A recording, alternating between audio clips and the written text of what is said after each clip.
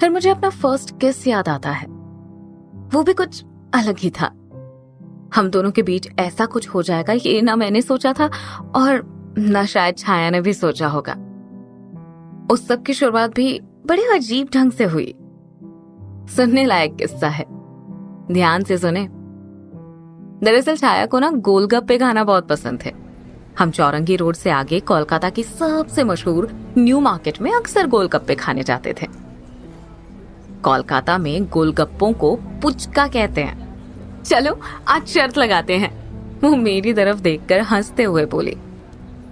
वो हंसती थी तो और भी सुंदर लगने लगती थी।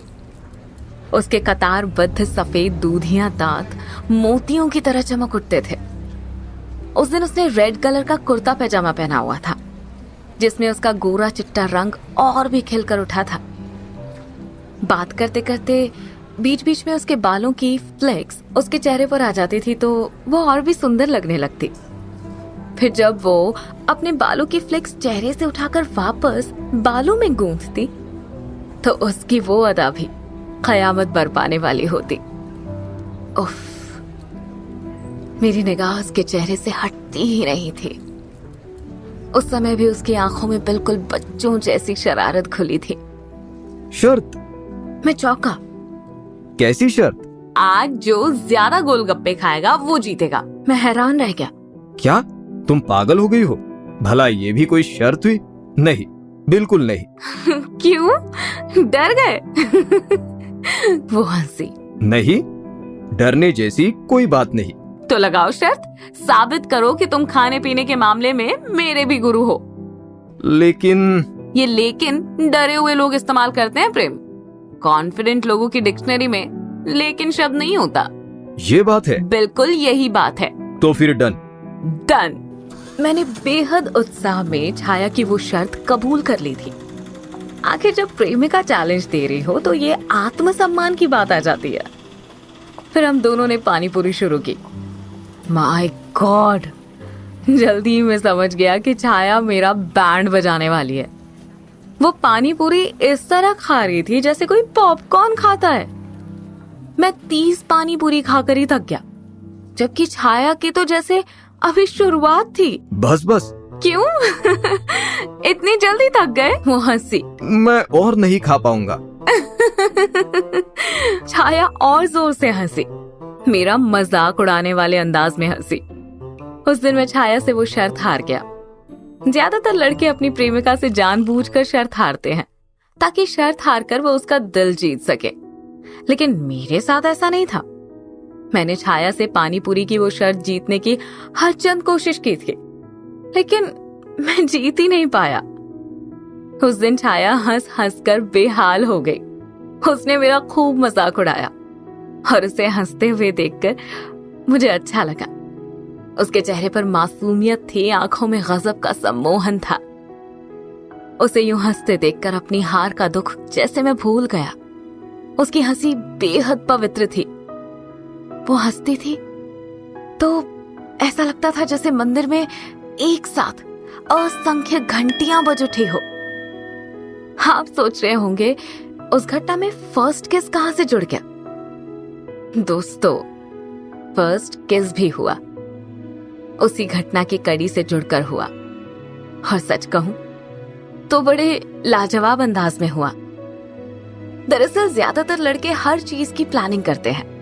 उनकी फर्स्ट डेट, फर्स्ट किस, सब कुछ प्लान्ड होती है, लेकिन यकीन मानो उसी प्लानिंग में गड़बड़ी की आशंकाएं ज्यादा है। जिंदगी तो मोहब्बत का दरिया है जिसमें बस बहते जाओ। प्लानिंग करोगे तो डूब जाओगे। वैसे भी मोहब्बत दिमाग लगाकर की जाए तो वो मोहब्बत नहीं होती। दिमाग लगाकर तो बिजनेस किया जाता है, और मोहब्बत कम से कम बिजनेस नहीं है। अब खास बात सुनिए। दरअसल पानी पूरी का एक साइड इफेक्ट हुआ। छाया की तबीयत खराब हो गई। वैसे भी कुछ तो होना ही था। अगले दिन मैं छाया से मिलने उसके घर पहुंचा। छाया के माता पिता बड़ी धार्मिक प्रवृत्ति वाले शांत लोग थे। छाया के पिता अब रिटायर हो चुके थे। वो पहले कोलकाता यूनिवर्सिटी में लिटरेचर पढ़ाते थे। इसके अलावा उनकी पैरानॉर्मल वर्ल्ड में भी बहुत दिलचस्पी थी। आत्माओं के ऊपर उन्होंने अच्छी खासी रिसर्च की थी और उसी विषय पर उनकी एक बुक भी पब्लिश हुई थी। वो दोनों मुझसे बहुत प्रेम पूर्वक मिले। मैं उन्हें अपने माता पिता जैसा सम्मान देता था। उनसे मिलना, उनसे झुककर आशीर्वाद लेना मुझे बहुत अच्छा लगता था। दरअसल मेरे माता पिता का काफी साल पहले देहांत हो गया था, लेकिन उन दोनों से मिलता तो जैसे मेरा ये एहसास मिट जाता कि मेरे माता पिता नहीं हैं। उनसे आशीर्वाद लेकर मैं सीधा छाया के रूम में पहुंचा।